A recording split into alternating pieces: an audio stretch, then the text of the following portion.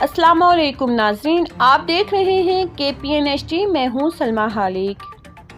پٹنہ آل India مجلس اتحاد المسلمین کے اراکین اسمبلی نے بہار اسمبلی کے آئندہ بجٹ اجلاس کے دوران ہندو ترانہ بندہ ماترم گانے سے انکار کر دیا۔ میڈیا رپورٹس کے مطابق بہار میں آل انڈیا مجلس اتحاد المسلمین کے سربراہ قانون ساز اسمبلی کے رکن اختر الامام نے کہا ہے انہوں نے پارٹی کے دیگر 4 ارکان اسمبلی کے ہمراہ سرمائی اجلاس کے آخری دن یہ ملی نغمہ گانے سے انکار کر دیا تھا اور وہ 25 فروری سے شروع ہونے والے بجٹ اجلاس میں بھی ایسا ہی کریں گے۔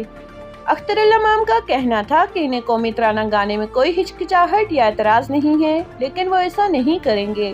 انہوں نے حکومت سے مطالبہ کیا کہ وہ اسمبلی کی کارروائی میں شامل قومی ترانے کو نکالنے کا فیصلہ کریں۔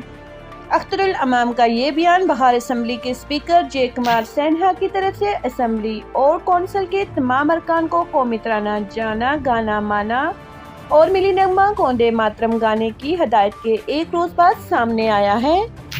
مزید نیوز اپڈیٹس کے لیے دیکھتے رہیے KPN-HD۔